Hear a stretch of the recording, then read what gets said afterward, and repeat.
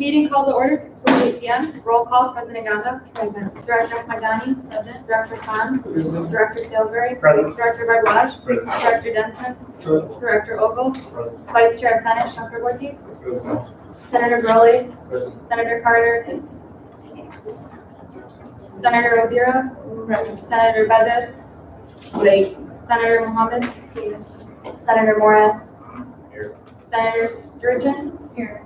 Senator Smith. Here. Senator Wayne. Absent. All right. I entertain a motion to approve the agenda as presented.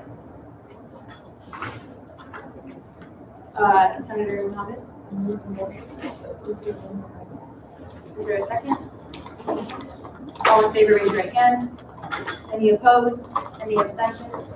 Agenda is approved as presented. I entertain a motion to approve the previous meeting minutes. Senator Smith. The previous minutes Is there a second? Senator Gurley. All in favor, raise your right hand. Any opposed? Any abstentions? Previous meeting minutes are approved as presented. I now yield the floor to guest speaker, Professor Litwin. Yeah, Litwin. Sorry. Hi, thanks for this opportunity to come and speak with you again. I was happy to hear that student government has been concerned about the policy. I guess it's the standard practice guide 601.38 required disclosure of felony charges and/or convictions.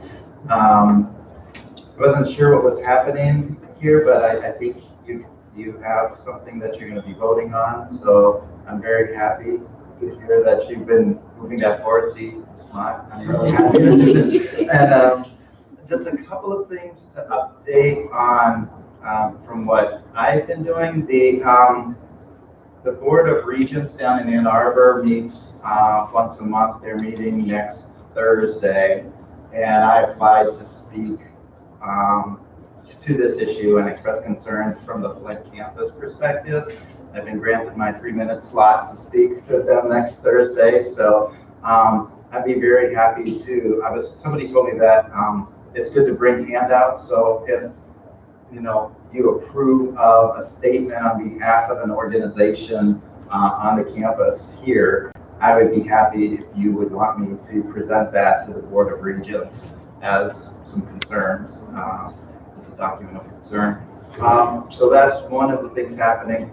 Another thing that's happening is I'm also a member of a social justice organization called the Justice Studies Association, and they have a national conference once a year at the end of May, beginning of June.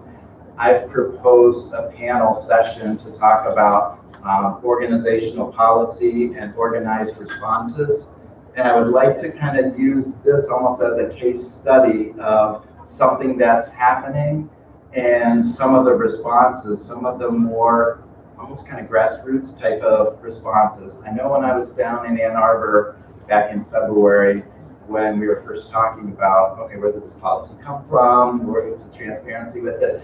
One of the faculty members in Ann Arbor was saying that they felt it was very important for students to take an active role in expressing concerns about this policy. And then somebody also said, oh yeah, students have a lot of power because they also raised concerns about the weather and got the campus shut down on days when it was really cold. So students' voices do matter and have an impact. So I'm so glad that you're doing this.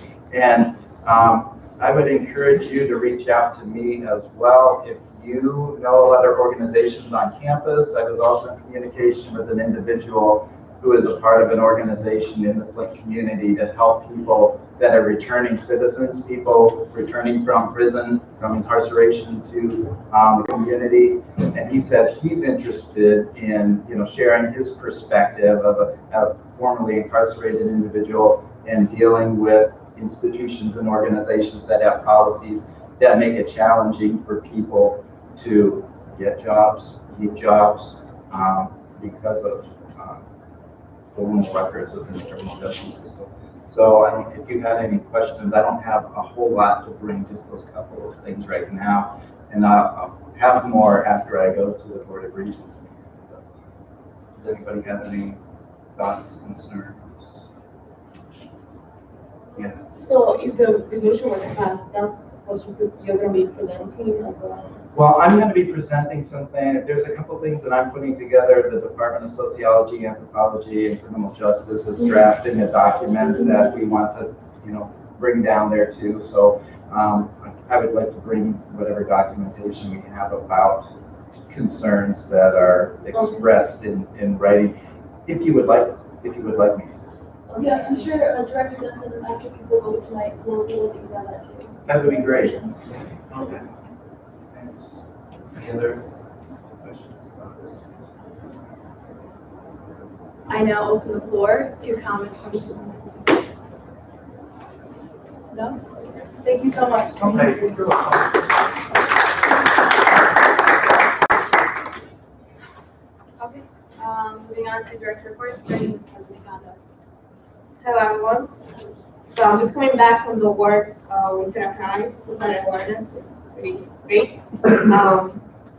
It's freezing too because I didn't have a jacket. Anyway, last month I met with the Vice Chancellor Advisory Board meeting, and we were informed that there are 6 positions posted. One is the life skill coach, the other one is the Director of Housing and Residential Life, the Director of CAPS. Currently, we have 2 Leo lecturers from the Department of Social Work working, giving support to CAPS, a few hours in the CAPS department. Then we have the Assistant Director of Community Standards and Ethical Development to handle the student code. Then we'll have the Program Manager in Student Involvement Leadership Department working directly with student organizations. And the last position would be looking for a person to do with communication within the student affairs. So that will be housed by UConn and we respond directly to the Vice Chancellor of UConn. With that, thank you. Thank you so much. So before I read off the rest of my report tonight, I wanted to take a moment to read student government's response to the attack on Muslims in New Zealand. This statement was shared on our social media, but I also wanted to take a moment just to read it to the audience here today and also those who are watching. At this time, student government at the University of Michigan-Flint would like to express our deepest sympathies, love, and support to our Muslim communities in New Zealand and here at home. At the time yesterday, 2 terrorist attacks took place at mosques in Christchurch, New Zealand, where I think now the number is at 50 people have been killed and dozens seriously injured. As your elected student leaders, we have a duty to address and condemn the rising acts of violence committed against our communities at home and abroad. These events shed light on the bigoted and hateful culture developing within our nation and are the byproduct of our broken political system that continues to provide a platform for these Islamophobic ideologies to develop and extend beyond our borders. The underlying threats to marginalized identities are threats that are indeed prevalent within our community and must be confronted. It is no longer enough to offer our thoughts, prayers, and letters of condemnation. We need to advocate for institutional reform that disposes of vindictive political rhetoric, policies that target minority groups, and leadership that legitimizes violence in all of its forms. Student government will continue to be an advocate for this kind of reform, and we will work diligently to continue fostering systems of support for our community to feel supported and safe. In solidarity, your student government. Moving on to my report. Progress is being made on the affordability guide. I'm really happy to hear that and see that actually. My biggest concern right now is financial, so I'm looking forward to seeing progress being made in that area because I do think that it is probably the most important of all the sections in the affordability guide. Resolutions that are coming up right now are the Diversity Committee resolution and the Title IX Title IX resolution. And the committee for that will be meeting after general meeting tonight.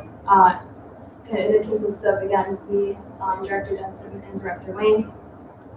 The Parking Committee met on Wednesday at 10 a.m. and Senator Smith went in my place because I could not attend because of work, and he'll give a report on that. And the Research and Creative Learning Committee is meeting tomorrow, and Director Bonnie will be going in my place. And with that, I yield to Director Bonnie.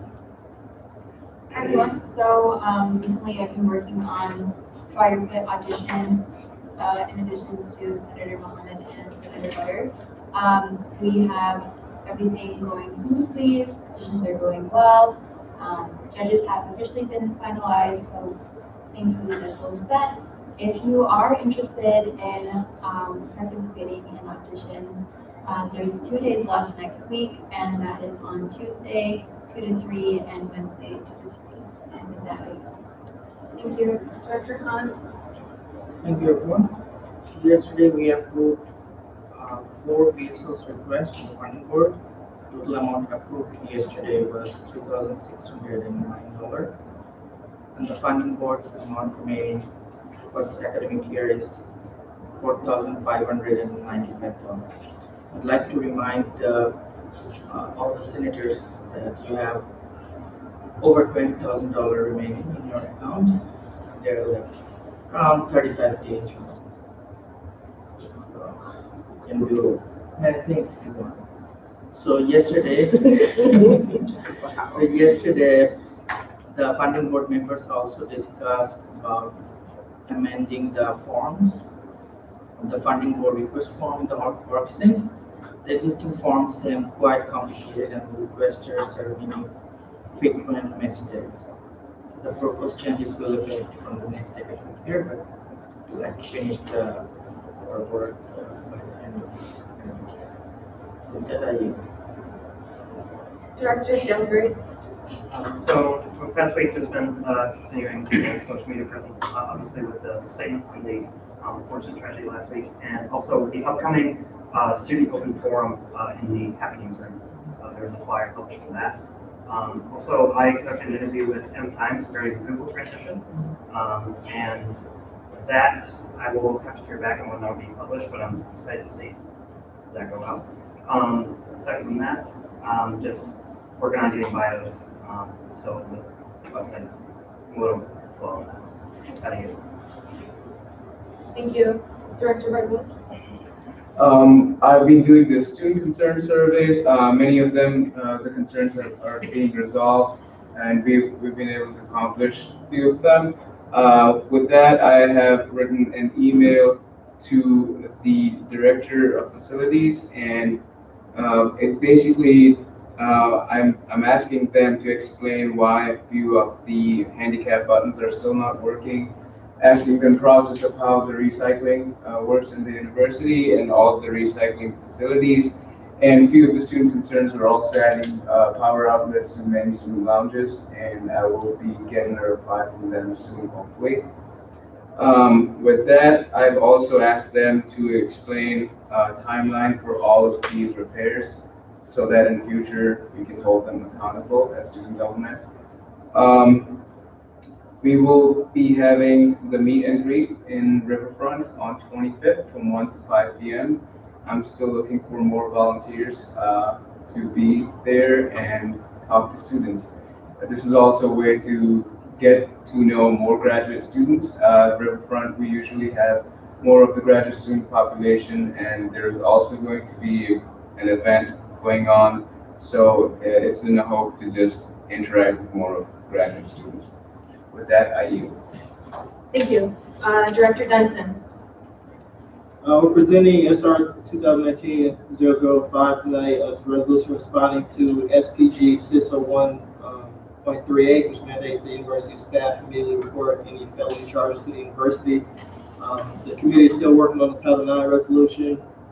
We have a lot of language drafted, and hopefully we'll be finalizing that this weekend. And as Vice President Jarrett said, we're working on the diversity committee resolution still as well. As far as the email situation goes that I brought up last week, I was talking with Dr. Snyder a little bit about it, and there's a couple different ways that we're looking at doing it. So we're going to communicate with Dearborn and Ann Arbor to see kind of how they communicate with their student body, and hopefully bring back something that we can do here. Saturday, Director Oben are going to Dearborn for the Students in Michigan committee. So if anybody has anything they want me to put on the agenda, please let me know at the end of this meeting, because I'll probably be sending out that agenda to them tonight. With that, I yield. Thank you. All right, so also tonight I'll be presenting the Senate Resolution 2019-004. Basically, it's a resolution supporting the Own University campaign, which is kind of supporting equity across all different campuses from the University of Michigan. I'll have more information whenever you need resolution later tonight. Also on Saturday, in addition to the Students of Michigan Committee, I'll also be attending the One University Steering Committee meeting on the same day in Dearborn. And and I plan on working on the Senate section of the Unified Student Code in the next upcoming week, and seeing what changes can be made to that, or need to be made to that, and hopefully presenting some sort of changes to both the board and Senate for next week.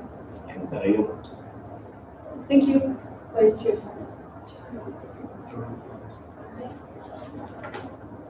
Make sure you RSVP, please, for the dinner at James Street. I just looked at you, I'm sorry. Advisor. You get it. Okay, moving on to university committee reports. Are there any university committee reports? I don't have the sheet in front of me, I'm sorry to read them off. Dr. Khan? So on Friday, March 5th, 15th, we met in the Dean's conference room. The committee was Scholarship Awards and Special Events Committee. So we met on March 15th. The main reason for the meeting was to pick the commencement speaker from the Amazing Blue recipients. The committee was looking to select four persons, 2 for the morning commencement and 2 for the afternoon commencement. The reason 2 persons were selected is to have 1 person as backup speaker in the unwanted situation. So the Amazing Blue recipients gave short presentations, and at the end the members voted and selected the commencement speakers.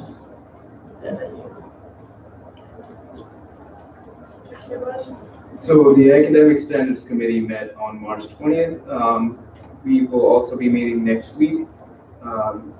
So one of the things that were discussed was to update the ASC's codes and handbook, most of that being redundant information.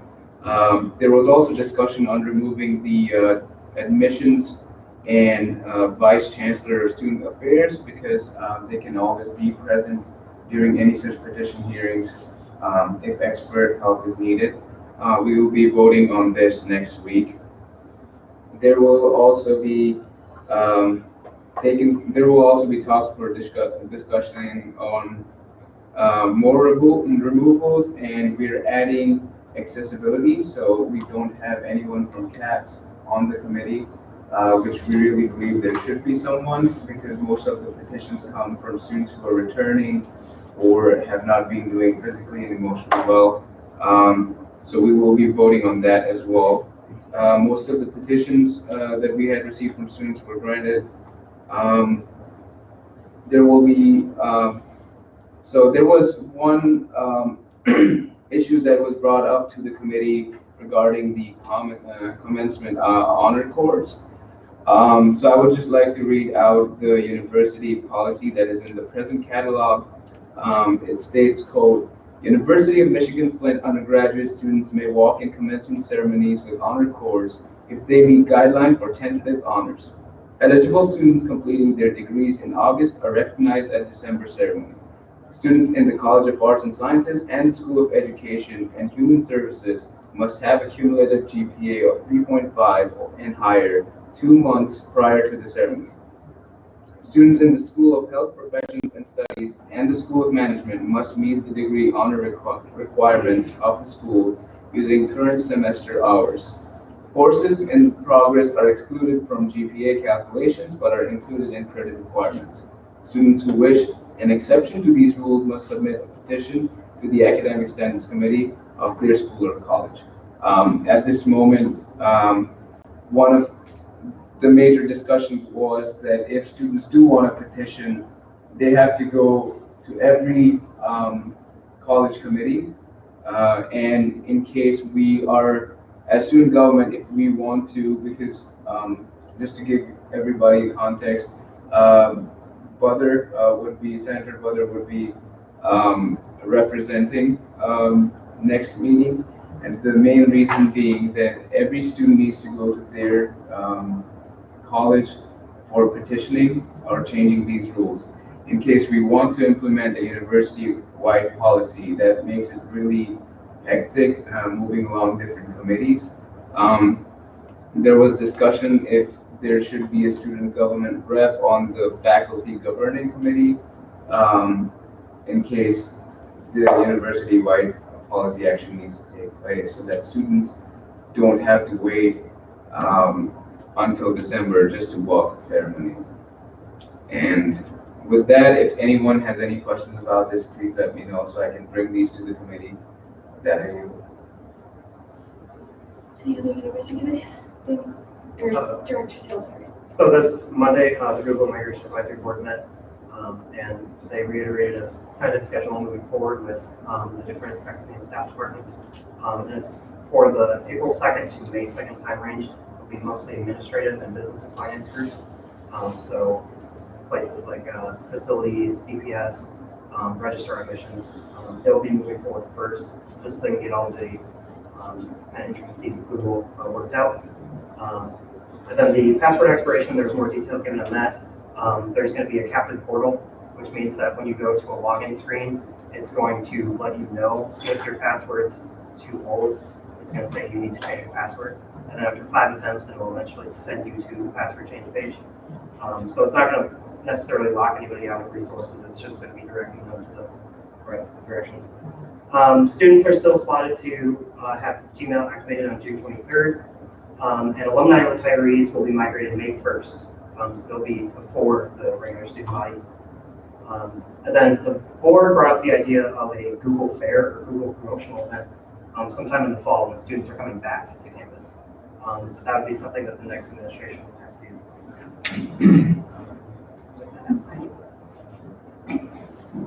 All right. I went to the parking committee yesterday. One of the biggest issues that was discussed is the Mill Street parking lot. That's going to be shut down starting, the official date is May 3rd. But April 8th, we're going to start moving construction equipment in for not just the Mill Street, but also the signage. They're going to get started on that also. Right now, they're working on signage. They have to get in contact with Ryan. I guess he's in charge of, putting all that together. And he's kind of hard to get a hold of because he's very busy as far as to take over the whole university. So they're planning on setting a specific date where they meet with him so they can bring all these issues up and get it all ironed out. And also, the farmers market. Apparently, there's students that have been parking at the farmers market, and they're going to start getting told over a ticket. So they plan on sending that information out to the student body, or they're aware of it. When the construction starts for the Mill Street parking lot, the one option for parking would be at the Harrison ramp. They're planning on getting this all ironed out before fall semester starts. But they don't have an exact date. They don't know if it's going to happen, but they push it forward. So they have to get all the contractors in line to get here at the same time, just so they can get working. The expected date is sometime in September. They don't have they can get out an exact date. Also, the U Drive is going to be shut down in the summer once they get the construction up and running. They really like people not to utilize it as much as they do now. Because now people are parking there when they're not supposed to. The only people supposed to park there are handicapped, but people park there anyway. So they're trying to get that cut out also. And then another issue that came up was apparently different. I want to say department has been issuing out free parking to people as a prize or gift or whatever function they got going on. They're trying to cut that out because that's taking up space, and also they're not paying for those parking spots. So either they have to pay DPS the money, the $150, or they're going to be able to get it off altogether at all. But his plan, the chief's plan was to just take away the free parking period. If somebody wants to, call and give him a parking spot, I have to pay him $150 out of our budget or whatever. If that doesn't happen, then you can't get it. Obviously, people have been falling through the cracks, that they'll get it, and then they'll stop making payments. and it'll be going on for a while, so we want to iron that out. And then still working on the tags and the signage and the hand tags for the motorcycle also. Motorcycle wise, they're trying to get a designated parking area for them where they're not, when they park the motorcycle, they're not exposed, especially in the wintertime, they're not exposed to the snow or whatever else. We're trying to keep them within the parking structure.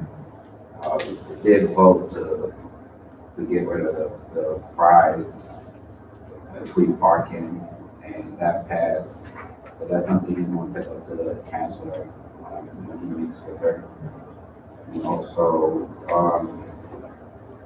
again, they really would like just to be aware of surroundings starting next month, pretty much. There's going to be some construction folks around campus.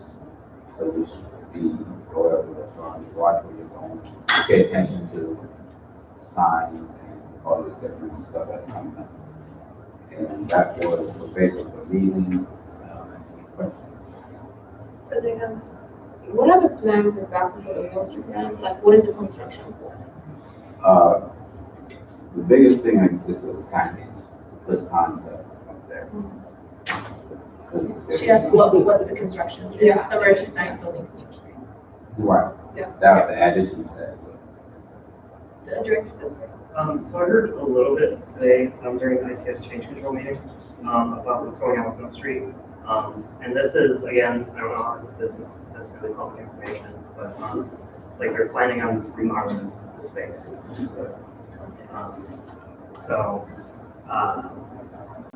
Yeah. So then, all of this, sorry. Yeah, the Mill Street structure is going to be remodeled.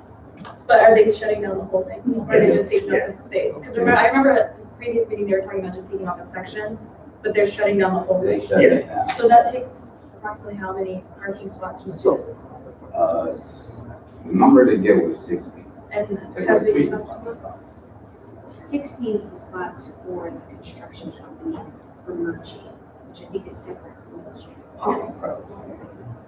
But they didn't give us a specific number as far as how many parking spots. They just know that students are going to be, it's going to be hard for students to get in there and get out. So just stay away from that area. Vice Chair. You said the starts in April 8th. That's when they start moving in quick. The actual construction won't start until May 3rd.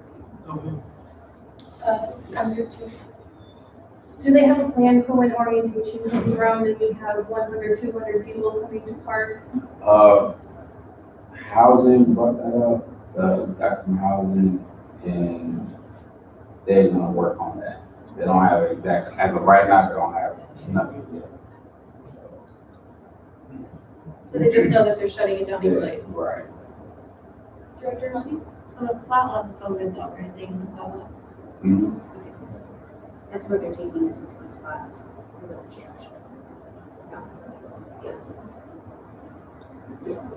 So to clarify, are you going to close the whole of the Mill Street, Mill Street, right? yep.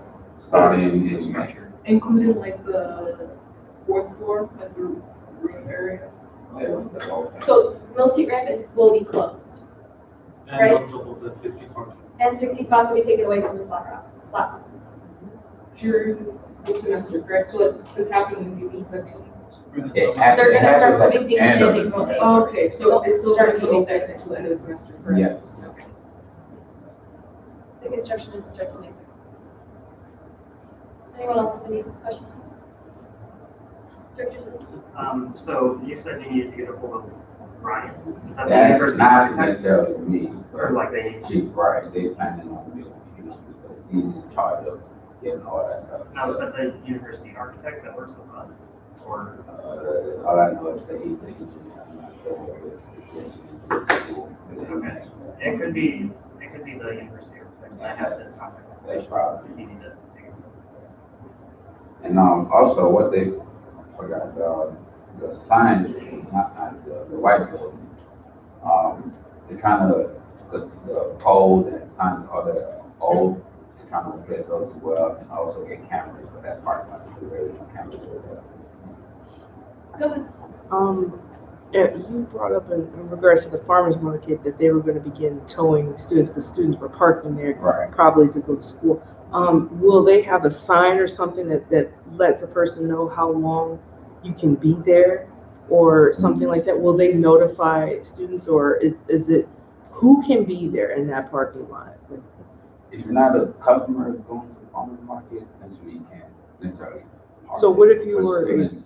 what if you were a student, you know, maybe say you were traveling from the White Building or something, you wanted to go to the farmer's market and you parked there, will you be towed?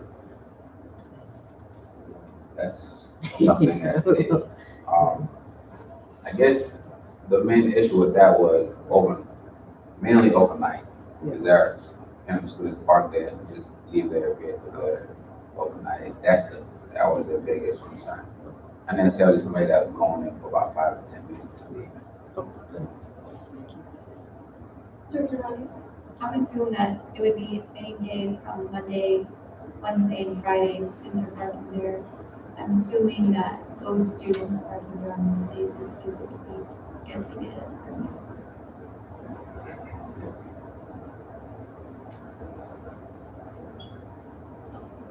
Any other questions for Senator Smith? Thank you. Anyone else have a university report? Okay. Oh, Well, just the food advisory committee is meeting next Monday. So again, if anybody has questions that you want me to answer, just. thank you. Moving on to Senator reports. Senator Gurley. So with planning for the folks in breakfast event, I emailed Will to inquire about a vegan food option to replace one of the food options. And he said he was going to contact the company that they get their food from to see what options we have and get back to me. And I will let you guys know what he says. Thank you. Senator Carter is not here. Senator Ojiro. I was able to speak to Dr. Schneider. Actually, we agreed that for my caucus, it would be best to add the resources to the Affordability Act. And also, I am working with CAPA by creating the proposal breakfast. Thank you. Senator Mohammed. Senator Morris. Just been working on finalizing all the information to put it up on the affordability act. Senator Stewart. In regards to the housing section of the affordability guide, I would be meeting with Dr. Wood and the Housing Residential Life staff. We will be meeting talking about the financial part of housing, what options there are, what students can get from housing, and the type of on-campus jobs that housing provides. I did reach out to a couple of credit unions just to get information on what they offer for students, and none of them really have anything that students can, any program to offer that they have, particularly for students.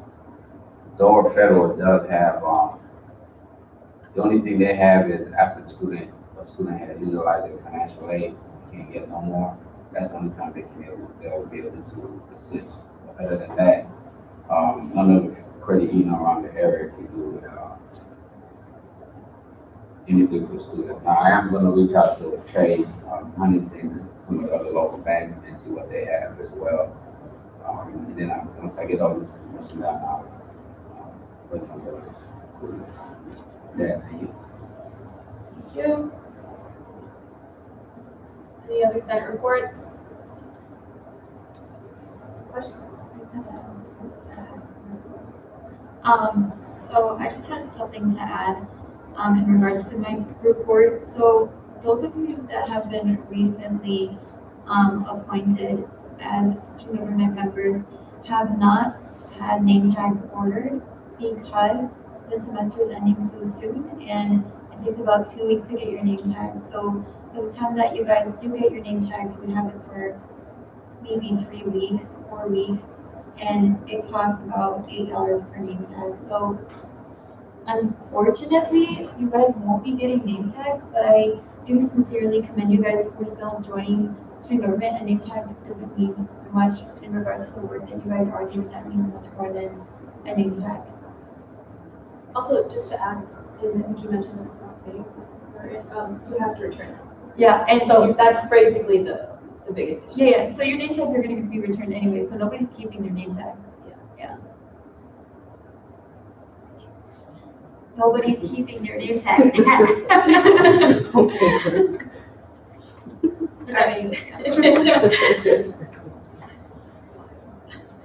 Any other Senate report?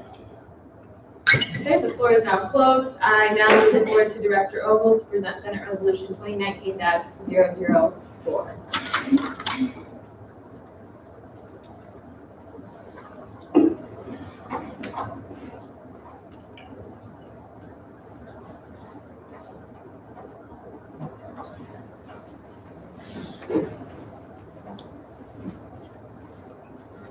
All right. So this is a resolution to support the One University campaign, or the One U campaign. Whereas the University of Michigan presents itself as a single university consisting of 3 campuses, Ann Arbor, Flint, and Dearborn. All campuses share one president and one board of regents. And whereas the Ann Arbor campus is drastically better funded than the Flint and Dearborn campus with hundreds of millions of dollars in excess funding. Recent excess cash flow totals include $249 million in 2014, $366 million in 2015, $513 million in 2016, and $542 million in 2017. And whereas the Flint and Dearborn campuses are in need of increased funding to provide equal University of Michigan education opportunities to students of all campuses. Whereas non-tenure track faculty consisting of lecturers and graduate student instructors, GSIs, receive lower salaries at Flint and Dearborn campuses that often barely, if at all, meet a standard for a livable wage. To make sure that these faculty are put in a position to provide the best education to students, the salaries of Flint and Dearborn lecturers and GSI should be increased to match those of their peers in Ann Arbor. And whereas the state of Michigan provides less than half of the funding per student to Flint and Dearborn as they provide in Ann Arbor, Flint and Dearborn receive less than $4,000 of state funding per full-time student compared to the $7,014 per full-time student in Ann Arbor. And whereas the Ann Arbor campus provides more scholarship opportunities, especially with the Go Blue guarantee that guarantees any student whose parents earn less than $65,000 a year free tuition, this guarantee is not expanded to either Flint or Dearborn campus with any capacity.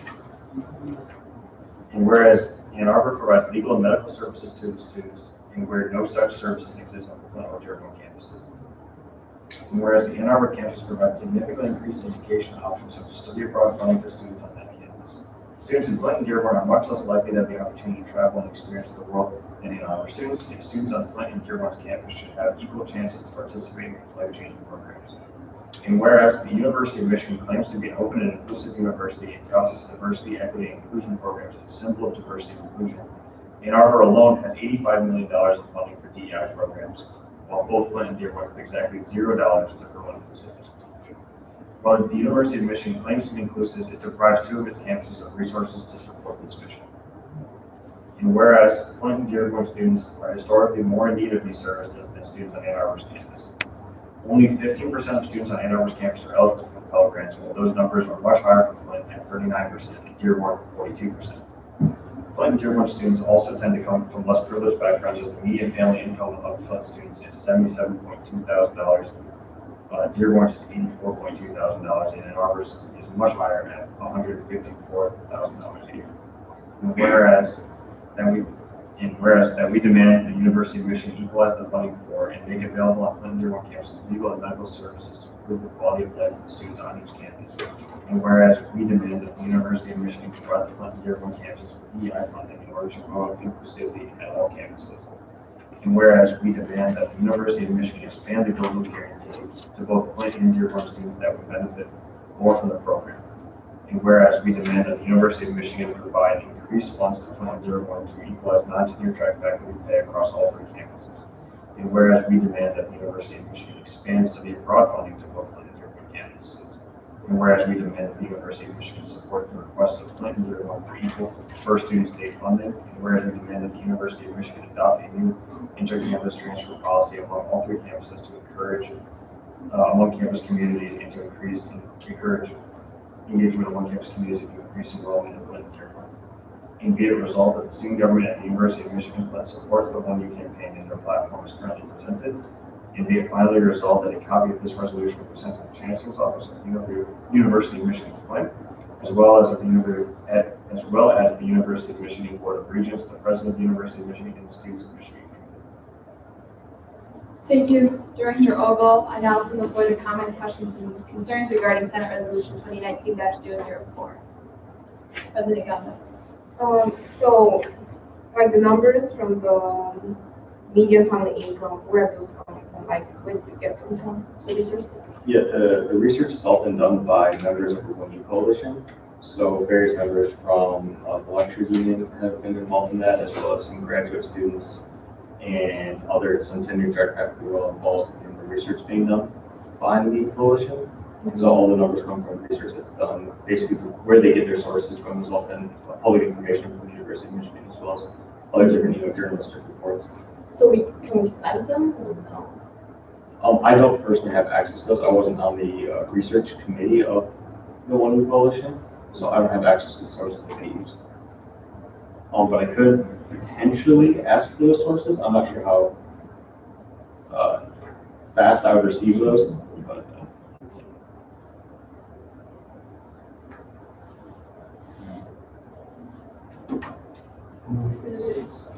Where it's talking about this state funding or state student, it says that Flint and Dearborn receive less than half. And it says we have under 4,000, but the number is 7,000. But Pleasant is over half. Well, Dearborn and Flint have slightly different funding per student. Flint is around half, whereas Dearborn is slightly above half. Because Dearborn does receive slightly more per state funding than Flint, but still pretty much combined Ann Arbor makes significantly more. But Flint specifically is covered right around half. Vice Chair. Well, I do appreciate the fact that you wrote out Flint and Dearborn students are districtly more in need of these services than students on Ann Arbor's campus. I feel that using 15%, 39%, 42% are a bit of misinformative because like 15% of their whole student population is much higher than 39% of ours, number-wise. So instead of maybe using percentages, we could move on to using numbers.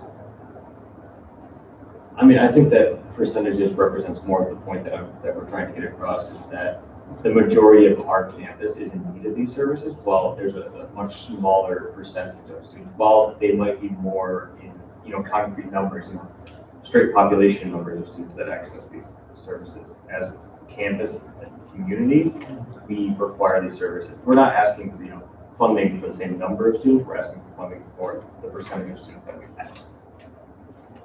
Director Denson. And I think that using percentages is the best route to, I think, make it the most accurate picture of it. And I think the percentage numbers are actually estimates. They come from like the Pell Grant eligible students on campus. Okay. I think we should look into maybe citing some of these sources. Yeah, I'll contact them over the weekend and see if I can get some of those sources from them. Specifically, we can try to cite those. So I'll see what I can do regarding that issue. Thank you. Do you know if the committee has done any analysis of what they're proposing, what the costs would be compared to the excess cash flow they're reporting? Are they proposing items that will actually be more than the excess cash flow, especially with the Blue Guarantee? No, even with all of the 7 proposed points of the platform for one university, the total amount for both Flint and Dearborn combined will not even come to the top of the excess cash flow for Ann Arbor. But there are numbers based on what the estimated cost would be for expanding these different programs, and I can try to find those as well. And have they talked about the legal services fee and the medical services fee and corrections fees that students have to pay as part of their tuition? Partially. Part of it is a small student fee for students in Ann Arbor, but a lot of it does come from funding that is allocated from the university to pay for those. So it's kind of I think if I remember correctly, the majority of the funding comes from the university, and only a small portion of it is paid for by students directly. But it does increase their tuition. Yes, somewhat, yes.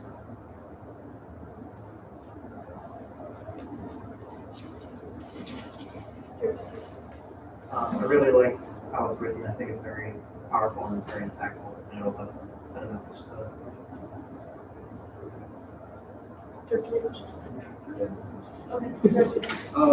Yeah, I was just looking for the number. They do have an estimated increase for the Go Blue. For Go Blue Guarantee, they estimate that it will cost the university about $64.4 million per year, and the DEI funding to extend that to the other campuses would be about $471,000. Thank you. Do we have the numbers for the non-tenure track faculty? What is the difference between Ann Arbor and Columbia campuses? Yes, those numbers are available, Okay. But I don't have them on the top of my head. Do you have a rough estimate? I don't. I'd also like to say I think this resolution is really impactful and it does send out a statement from the student government.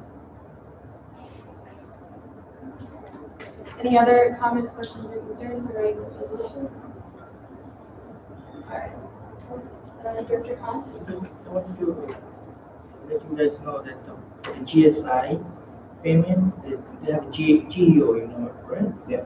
So GEO basically pays the difference between the lower payment portion as a solidarity fund. It basically pays you back to match the amount, just to let you guys know. So basically GEO is responsible, it's already doing it to cope up this gap.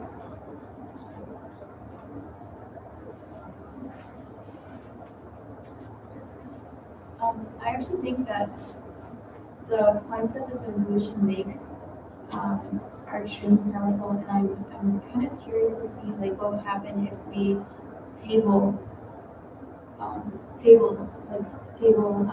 have tabling for this and like present it to students at home and share that with them. Just because I don't think that, imagine if the students actually fully realize like what that difference is. As like a University of Michigan-Flint student, I think that makes a big impact. Yeah.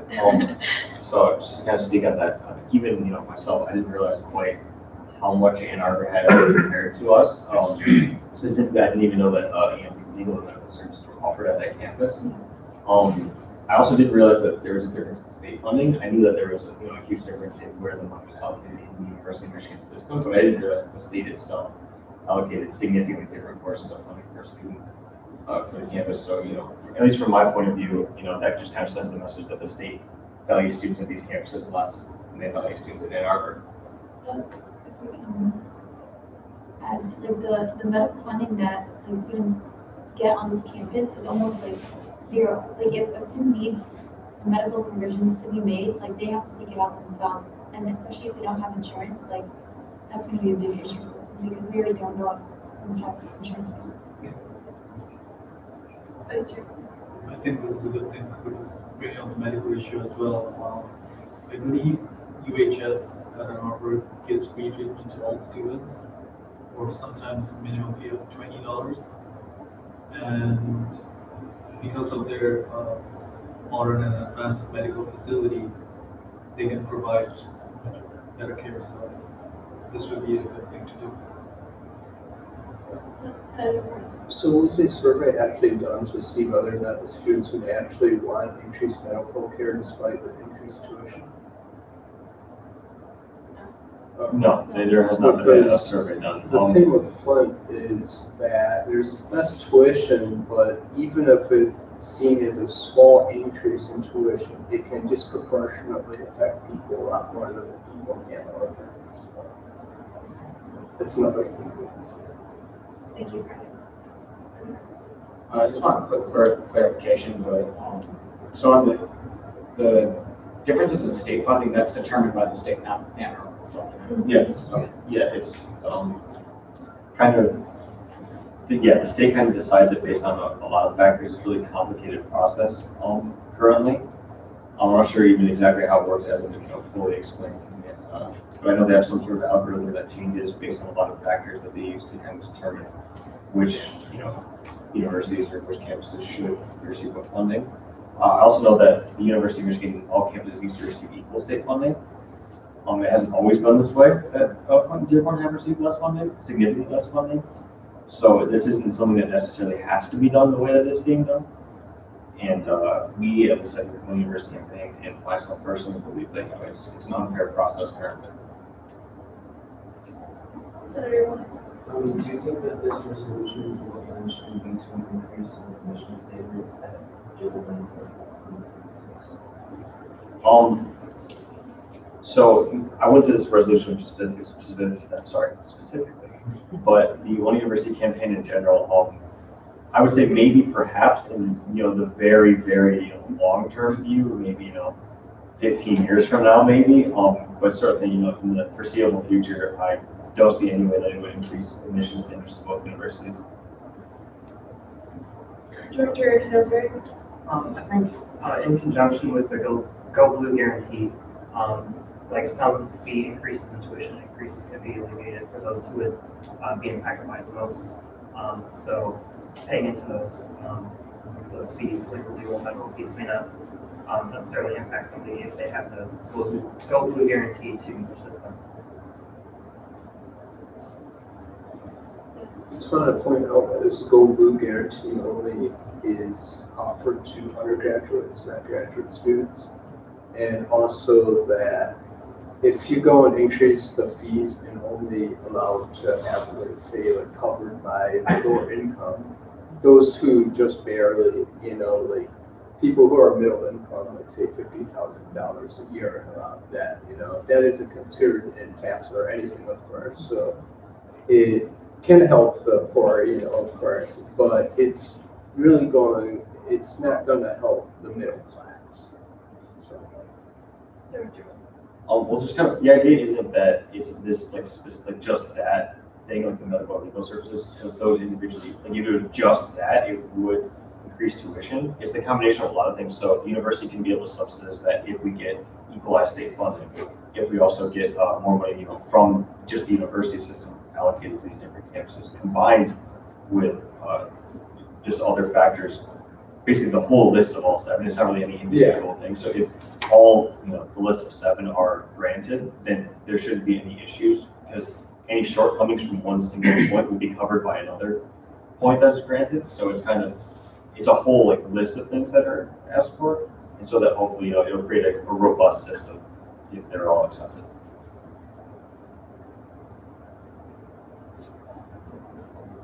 Any other comments? I just wanted to add to what Director Honey said about making sure that students are aware of this campaign. I believe you recently had 2 rooms reserved, or 2 days reserved for the informative meetings, correct? Yeah, next Wednesday, I believe that's the 27th, and next Thursday, the 28th. Any kind of university dead time between 1:45 and 2:30. There's a little gap between courses. In French Hall 405, we're going to have kind of a student open forum with some other members of 1U, not just myself, but I will definitely attempt to be there for a decent amount of time, as well as different lectures, tenure track faculty, GOs, GSIs, just various members who are involved in the One University campaign to kind of answer questions, go over what we're working on, what we're asking for, just to try to inform people as much as possible, especially because we want to get the word out to students. So that'll be a great opportunity for feedback to be received from students and community members alike. I do believe there should be at least one person who has taken part in the research specifically for the One University campaign, so they can answer questions on specific numbers better than I can, because I haven't been involved in that specific aspect of it. So hopefully, anyone has some real specific, kind of nitty-gritty financial questions, they can answer those a little bit better than I can. And then also there has been a lot of tabling going on within the last few weeks. I want to say, Mo, when you campaign has been, and she's had a lot of contact with people. I think just in like a couple of days, she got like a pretty good list going of people who want to receive more information on this. So yeah, the tabling has been pretty successful. It's actually been happening on our campus, Dearborn, and our campus. Thank you. I guess if there are no more comments, questions, or concerns, we'll take this to a vote. I entertain a motion to adopt Senate Resolution 2019-004 as presented. Motion to adopt. Is there a second? Senator Smith? Second. All in favor, raise your right hand. Any opposed? Any abstentions? Senate Resolution 2019-004 passes. I now yield the floor to Director Denson to present Senate Resolution 2019-004.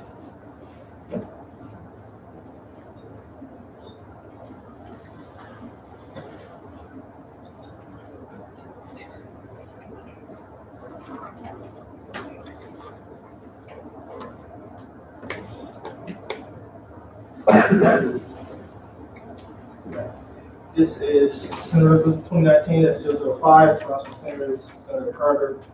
Resolution to oppose SCG 601.38, call for the reexamining of policies involving criminal history and call for public input on new policies.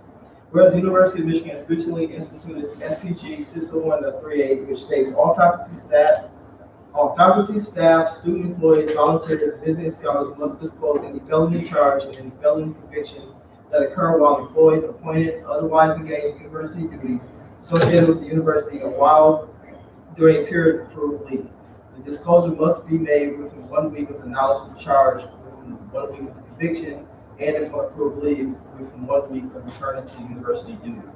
Whereas the university's diversity, equity, and inclusion strategic plan includes 3 core strategies: creating an inclusive and equitable campus climate, recruit, retain, and develop a diverse community, support innovative and inclusive scholarship and teaching. We believe that SPG 601.38 serves as an obstruction in the university's quest to achieve the principal goals outlined in the DEI strategy and strategic plan. Whereas prospective employees are already required to disclose criminal convictions. Whereas professors, students, and concerned members of the community have spoken out against the new policy. The Carceral State Project, a group concerned with mass imprisonment and policing in Michigan, released an open letter expressing their concern with the policy. Whereas a great amount of research shows that people of color and those living in poverty are disproportionately impacted by our criminal justice system. The Sentencing Project reported on these racial disparities in a report to the United Nations, which highlighted these systems inconsistencies on the basis of policing, pretrial period, sentencing period, parole period, and post-prison period. Looking specifically at the statistics representing the post-prison period, we find a continued increase in felony disenfranchisement, which continues to inhibit these individuals from assessing opportunities of voting because of their felony record. In 2016, rising from 1.2 billion in 1976. Felony disenfranchisement rates for voting age African Americans reached 7.4% in 2016, 4 times the rate of non-African Americans. In 3 states, more than 1 of 5 voting age African Americans is disenfranchised. Florida, Kentucky, and Tennessee.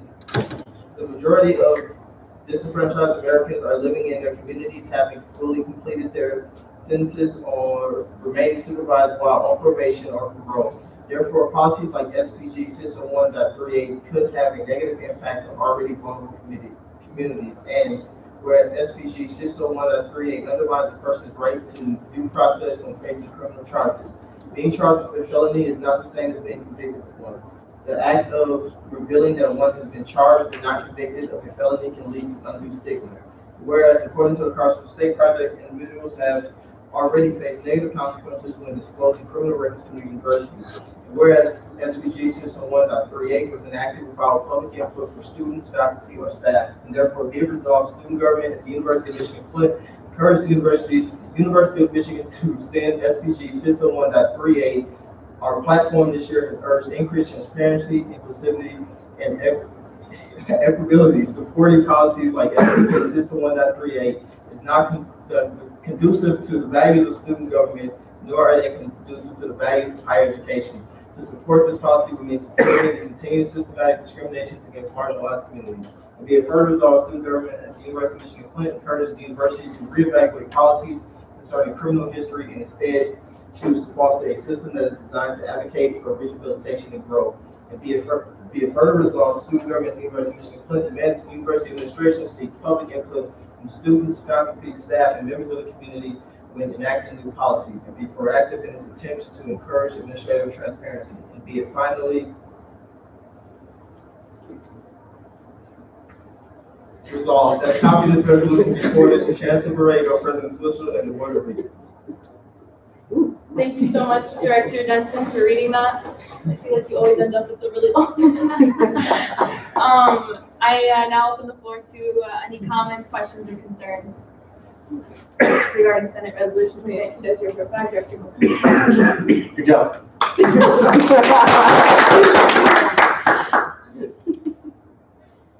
Anybody else?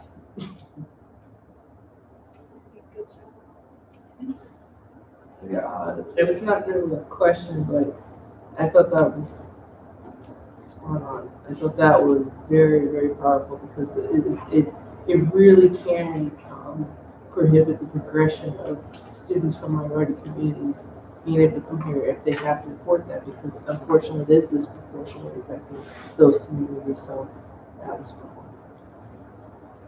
Vice President Jara also did have a lot to do with it.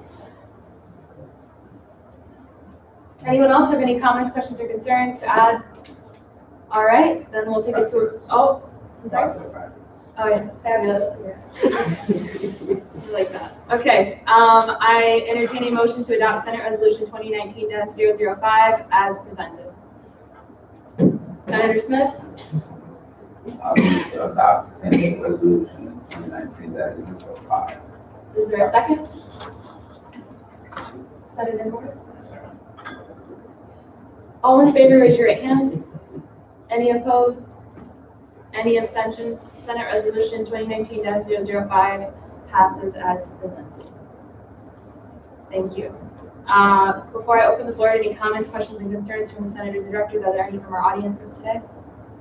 I just have a question for, I guess, Director Svensson. Well, I don't remember the name of the Saturday thing you guys are going to. It's the Students of Michigan. Yeah, Dr. Snyder mentioned that maybe the transfer policy differences between the three campuses might be something to bring up then. We'll make sure that gets added to the agenda. Thank you. Anybody else? All right, I now open the floor to comments, questions, and concerns from senators and directors. Director Ogle. I'd just like to point out that Director Denson and Vice President Jara, also did have a significant impact on the Senate Resolution -004.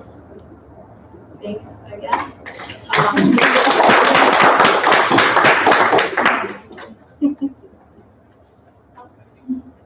Vice Chair Shuffleworthy. Do you like to share? Speak up.